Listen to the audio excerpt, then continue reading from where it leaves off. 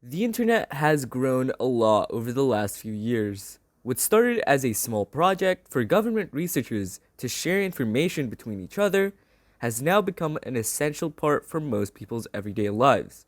And with the pandemic going on, it seems that the internet's future growth is nearly exponential. Humans, being the social creatures that we are, tend to look forward to talking to friends and meeting new people. Because of this, some of the biggest sites on the internet are known as social media, which allows people to do things that they love the most, which, of course, is talking to friends and meeting new people. Because of this, advertisers have begun to creep into the social media space. However, in some countries, including Indonesia, online advertisements aren't very well moderated and remain somewhat of a gray area. And what do I mean by that? Well, there's nothing overtly not safe for work in these advertisements, but because of its neglect by the government itself, some less than picture perfect companies have used it as a new means to try and recruit new customers. Now, what less than picture perfect companies do I speak of? Well, it's none other than cigarette companies.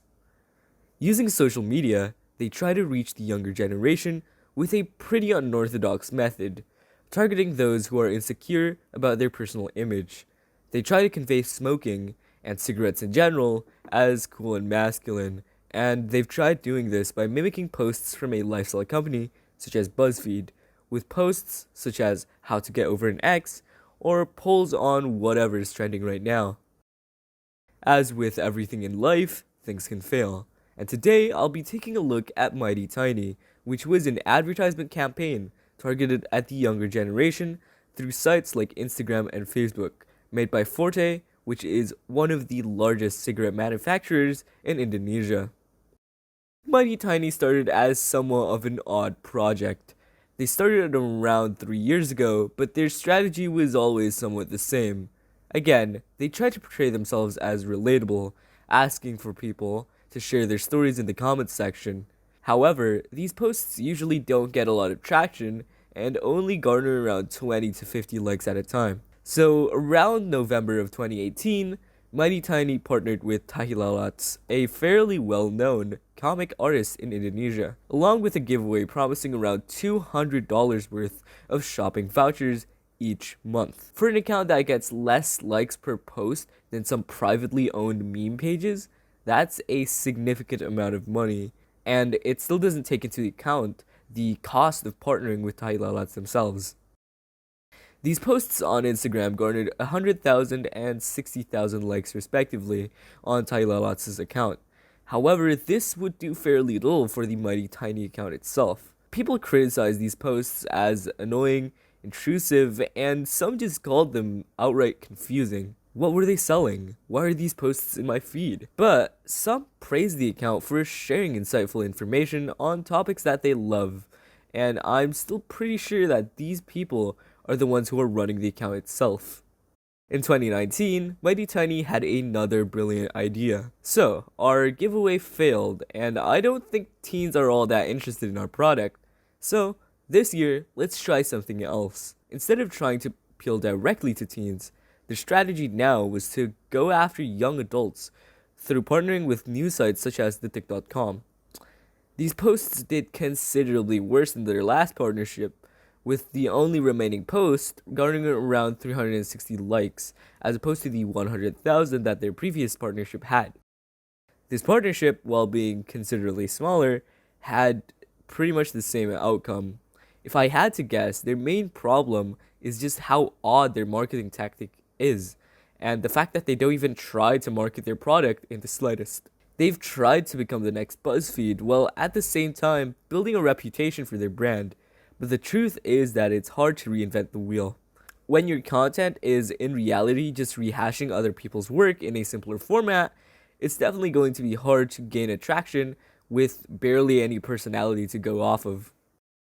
Eventually, after 3 long years of advertising, they rebranded from Mighty Tiny to Comforte while still offering the same type of content.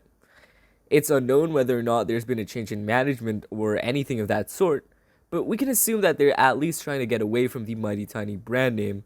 And as I'm writing this script, their tactics have not changed a single bit.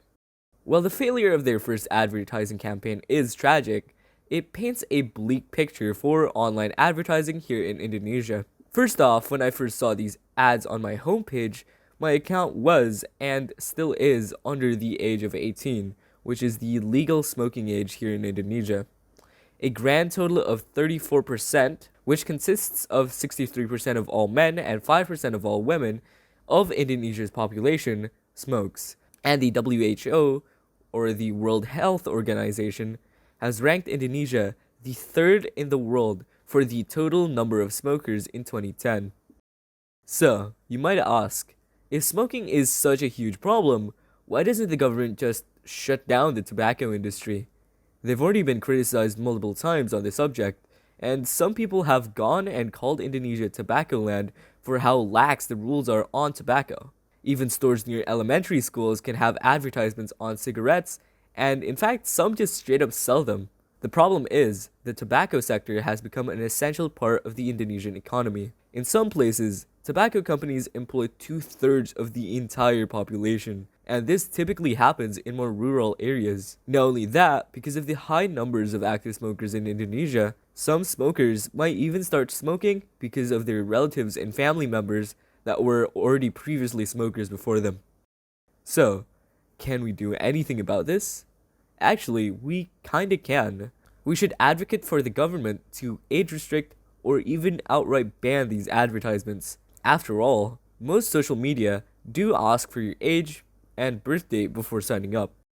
While we can't stop the over 60 million active smokers in Indonesia, the least that we can do is to prevent the future generation from making the same mistakes that their fathers and grandfathers did.